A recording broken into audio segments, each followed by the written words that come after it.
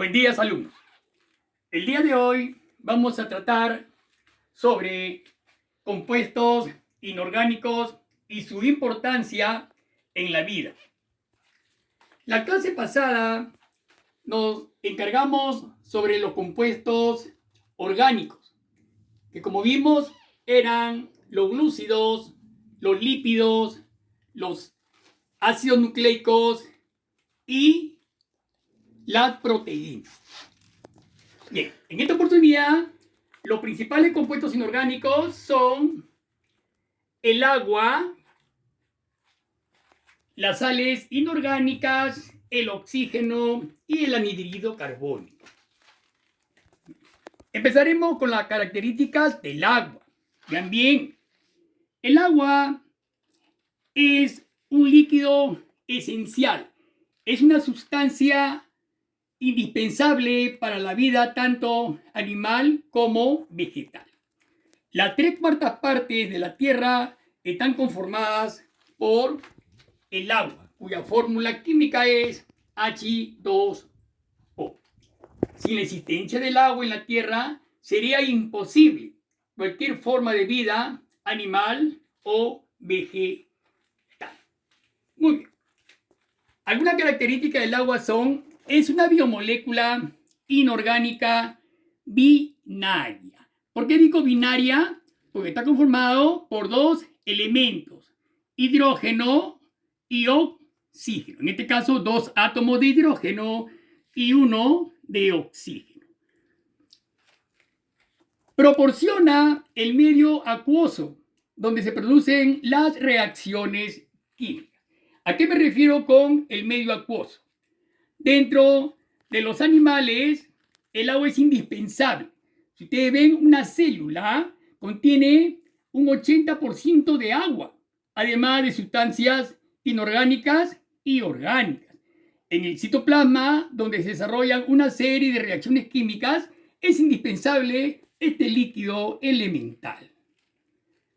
Otra propiedad sería: es una molécula covalente. Covalente, ¿qué significa? La covalencia es compartir electrones. Entonces, entre el hidrógeno y el oxígeno hay una compartición de electrones. Acá estamos viendo, en este caso, vean cómo el hidrógeno tiene un electrón en su nivel, es su único electrón que tiene. Ahí están los dos hidrógenos. Es un elemento positivo. ¿Cómo se van a unir al oxígeno, que tiene su nivel más externo?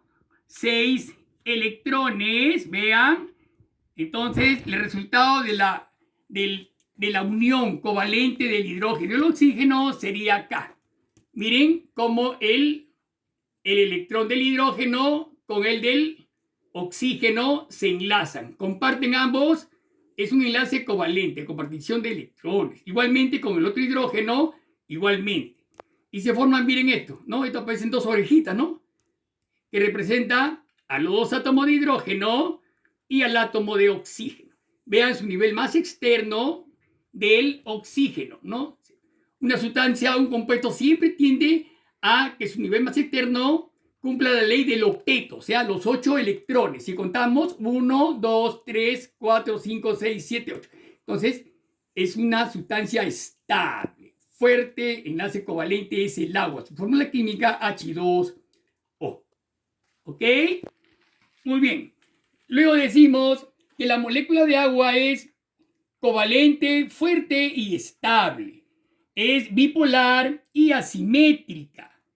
Mucho cuidado. Acá, veamos acá esta figura. Una molécula de agua, como dije, consiste en un átomo de oxígeno y 2 de hidrógeno. Están unidos por enlace covalente y entre ambos elementos forman un ángulo. Vean este ángulo. Forman un ángulo, vean, de más o menos 104,5 grados, ¿no? Al estar unidos, repito, cada átomo, ¿no? Al estar unidos forman un ángulo de 104,5 grados. Es una característica propia del agua, ¿no? Acá nuevamente repito, vean, la unión de 2 átomos de hidrógeno y 1 de oxígeno forman una molécula en forma de B, ¿ven? En forma de B. En otras palabras, la molécula de agua es bipolar y asimétrica. Que conte ese dato. Bipolar y asimétrica. Y además, el agua es una molécula angular, por el ángulo que determina. Muy bien. La molécula de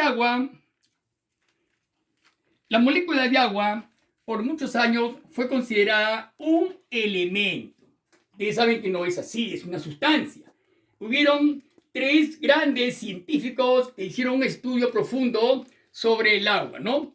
Cavendish, que decía que era el producto resultante de la combustión del hidrógeno y el aire. Antoine Lavoisier, un francés, también supuso que era una combinación de hidrógeno y oxígeno. Iban en lo cierto, hasta que finalmente Morley demostró que la proporción en masa del hidrógeno y del oxígeno en el agua es de 2 unidades, ¿ok? De 2 unidades de masa del primero por 16 del segundo.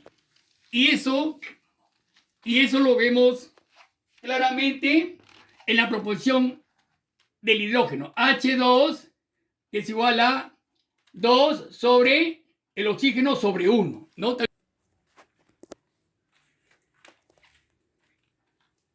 Bien, entonces, prosiguiendo, Morley demostró que la proporción de masa en la masa de hidrógeno y oxígeno en el agua es de 2 unidades a 1. Si nosotros ponemos acá la fórmula del agua, vean bien acá, vemos que ellos están en proporción del hidrógeno 2 a oxígeno de 2 a 1. ¿Ok? Esa es la proporción que demostró Morley para el agua. Muy bien, proseguimos entonces acá con las propiedades del agua. El agua es una sustancia incolora, inodora e insípida. O sea, no tiene incolora, que no tiene color, olor y sabor. Carece de estos 3. Muy bien. Veamos acá, este cuadrito es muy interesante, alumnos. Ustedes ya deben conocerlo. Son los cambios de estado del agua. Sólido, líquido y gaseoso. Miren bien, mayor temperatura de sólido a gaseoso y menor temperatura de gaseoso a sólido. ¿Ya? Miren bien estos cambios. De sólido a líquido se denomina fusión. Ejemplo, el hielo se derrite por el sol, se vuelve líquido. De líquido a gaseoso se denomina evaporación, se evapora. De líquido se evapora. Las aguas de los mares se evaporan y forman las nubes, gaseosas. Ahora, lo contrario, a menor temperatura, de gas a líquido se denomina condensación.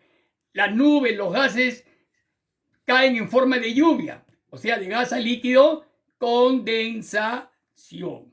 Y de líquido a sólido, solidificación. ¿No? Un líquido, un vaso de agua, lo pones al frigider, 0 grados centígrados y se vuelve hielo, se solidifica.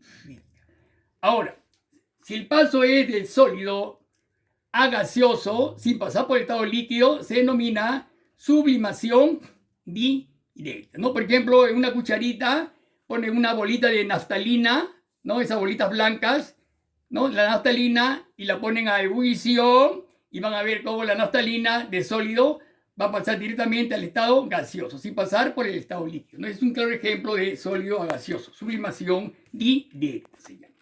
Otra propiedad muy importante es la tensión superficial. ¿Qué es la tensión? Dice, es la resistencia a la separación de moléculas de agua. Resistencia a la separación de moléculas de agua. Alumnos, ustedes han visto, por ejemplo, una laguna donde el agua está quieta. Han visto muchas veces cómo ciertos insectos voladores se paran. Claramente se ve cómo se paran sobre el agua. ¿Por qué? Porque el agua, en la superficie del agua, sus átomos, sus moléculas están unidas muy fuertemente, ¿no? Están bien unidas y forman como esa película, ¿no? Resistente, donde fácilmente un insecto puede pararse. Eso se llama tensión superficial. Luego la otra propiedad, la capilaridad. Miren, esta función es muy importante, esta propiedad.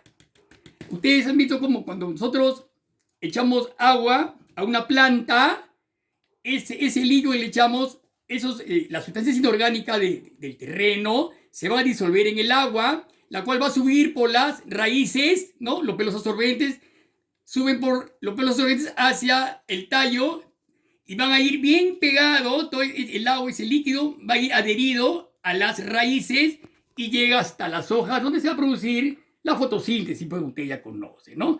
Esa es la capilaridad, viene de capilar, tubos capilares que presentan muchas raíces de las plantas. Ya. La siguiente propiedad, el elevado calor específico que presenta el agua, ¿no? ¿Qué es esto? Es una capacidad del agua para absorber calor. Por ejemplo, nuestro cuerpo contiene un 65% de agua, más o menos, aproximadamente. 65%. Cuando usted hace ejercicios,